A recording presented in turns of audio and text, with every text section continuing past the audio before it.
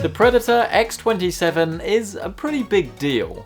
It's one of the first 4K gaming monitors that comes equipped with a 144Hz refresh rate and high dynamic range capability, which is no mean feat, and it puts this right at the top of the gaming hierarchy. This is unquestionably the ultimate gaming monitor in terms of specs, but with a price over $2,000 and £2,000, could this possibly be worth it? Now this video has been kindly sponsored by LastPass. LastPass is a free password manager tool that ends the need to remember long, complicated passwords and helps keep your online account secure. We're all told we need a different password for every website we use, but it's just not really very practical and it's very easy to give up. LastPass solves this problem by creating a complex and unique password for every website you use, and it stores it securely in the cloud for access on any and every device, meaning you'll be more secure online without ever needing to guess another password again. Be free from frustration with LastPass. Check out the link below and get started for free. So, is the X27 worth it? Well, it's a very tricky question to answer, but as always, we'll start with the overall design, which I think will please a lot of people. I've been really impressed with my review unit, as it strikes a solid balance between a gaming aesthetic and something that will fit in with everyday lifestyle, with plenty of adjustments to the stand, though you can't rotate it 90 degrees, but it has a footprint that fits really neatly on my desk, and I would say better than ROG's PG27UQ. It does definitely lack the flair of ROG's design, but it's certainly a style I think many will favour, especially if you're using this in an office or design studio and want to use the included hood. Connecting up the monitor is achieved via HDMI or DisplayPort, and setup is very straightforward. Each of the on-screen controls are very simple to use, and it's in the menu that you're able to overclock the monitor to 144Hz for the smoothest possible gameplay. As with Asus's offering though, there is a little bit of a catch here, and this is not at all well documented in the marketing material, and that's that if you do want to use this monitor at its full colour, you're limited to 120Hz in SDR or 98Hz in HDR. If you go above this, then you'll be losing a little bit of detail, you'll be running at a lower colour chroma setting, which isn't really a big deal for gaming. I've actually been doing a little bit more testing and it's not really something I've noticed, but in the desktop, text and things will get a little bit of a purple outline around them, which is really annoying, so do bear these limitations in mind. The X27 uses a quantum dot enriched IPS panel, which as you've probably guessed, is identical to the one used in Asus's PG27UQ, which in a nutshell is a really wonderful thing, with Acer claiming 99% of the Adobe RGB color space is covered, which makes this ideal for serious image work in addition to its outstanding gaming performance. In practice, there are a couple of settings that you do need to tweak to really get the most out of this, most notably by disabling the SDR Colors sRGB mode. It's always a tough one to describe how screens look. TVs and monitors are something you really need to see in person to fully appreciate and understand, but rest assured, this thing looks absolutely ridiculous. Having said this though, it would be a huge waste if you kept this monitor within the realm of SDR content, as it's capable of so much more. The clever thing that separates this from most HDR displays is the backlighting system, which uses full array local dimming, or FOUD, to create zones of superb brightness and delicate darkness. It's really quite astounding just how different the image can be. Throw up an HDR video or game and it becomes far more realistic and impactful.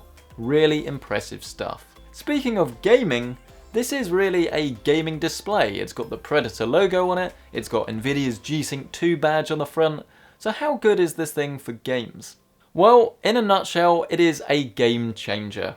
HDR may have a bit of a bad rep on PC monitors at the moment, but when you use the X27, you'll finally understand the hype.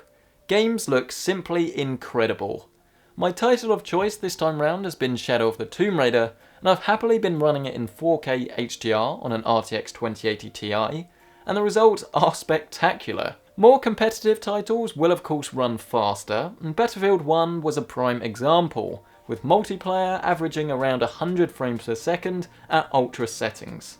It's brilliant to finally have our intricate 4K cake without the indigestion of lower FPS. But this in itself represents another issue, because this is the flagship card, and it costs over £1,000, and it still doesn't completely saturate this monitor.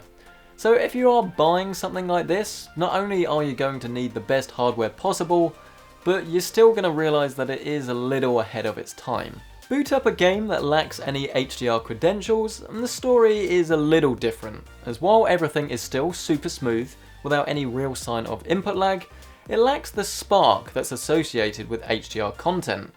Now don't get me wrong, PUBG really does look better than ever, that colour accuracy is much appreciated, and of course the increased resolution is more than noticeably superior to 1440p, but this isn't really what the monitor is designed for.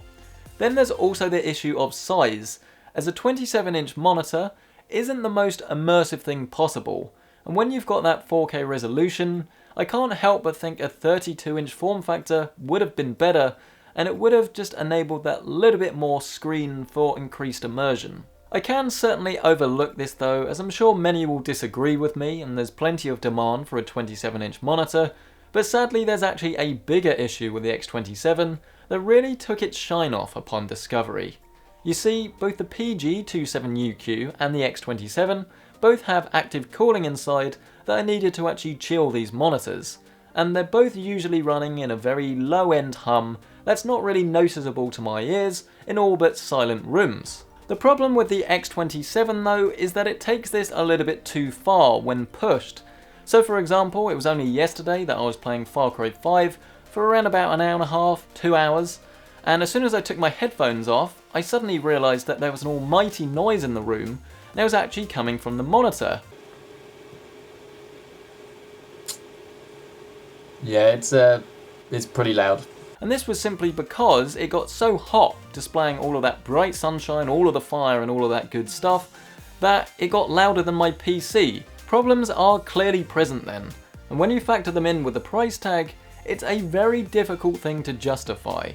Make no mistake, this is far, far superior to all but its closest rival when it comes to gaming monitors. The increased depth, colour and contrast from the HDR is truly mind-blowing, and it really needs to be seen to be believed. There really is no better PC display for video games. But the simple fact is, I won't be buying one of these, and I won't be buying the Asus one either.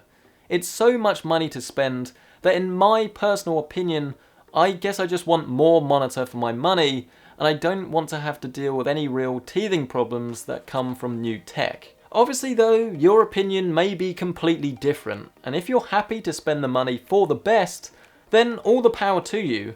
This and its ROG rival are those options.